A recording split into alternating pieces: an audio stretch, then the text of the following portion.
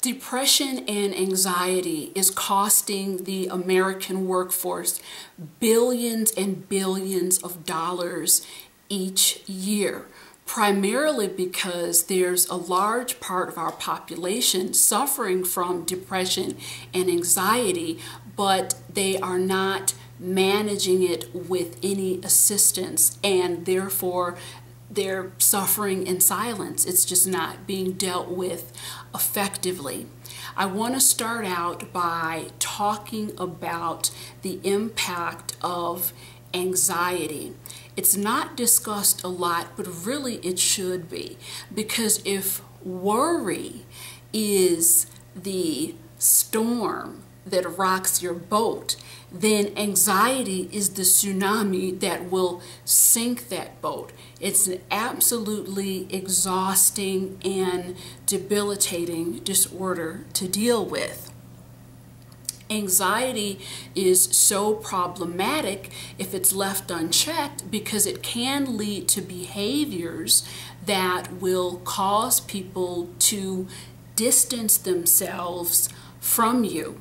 Let's take Max, for example. He is the project leader at a very large corporation, and he has 6 subordinates working with him to create a wonderful final product. Max takes it upon himself to check in with his co-workers, several times a day. He considers this as very appropriate, very professional, when in actuality he's coming off as very obsessive compulsive. And again, this is a very common manifestation of anxiety. How does anxiety affect an individual in his or her personal life? Let's just call her Jennifer. This is an individual that I worked with. She came into my office and described to me one day that she had a wonderful date. The gentleman texted her after the date, said he had a wonderful time, and not 2 days later, she was ruminating and ruminating. Gosh, all he's going to send me is a text. Why didn't he call? Within another 24 hours, she was in a full-blown cycle of anxiety, debating whether or not she was going to call him, whether or not she should break it off before he breaks it off. So again, that's the cyclical nature of anxiety. Anxiety can be caused by organic reasons or environmental cues, or in some cases a combination of both. When it's caused because of organic reasons, we're literally talking about wiring and DNA. That's just a natural origin based on characteristics you receive from your mom and dad. When we're talking about environmental cues, that's a little bit different, and I want to share an example that may help you understand how the perfect storm can come together and cause a problem.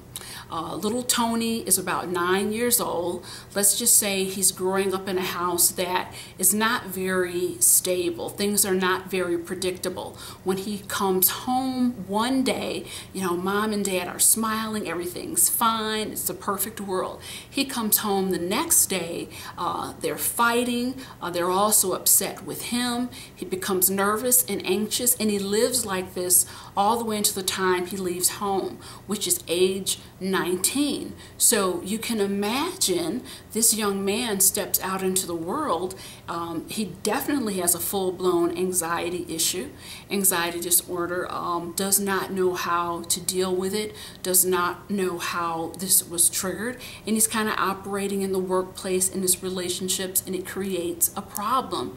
Again, anxiety is very, very exhausting.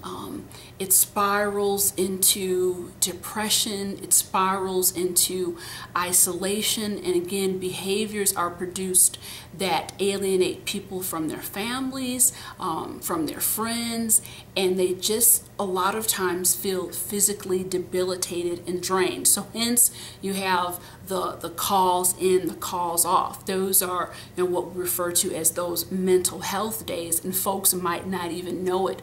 The good news is there's a ton of strategies to effectively work with anxiety and depression, but people have to have those recognition and have those tools in order to facilitate change.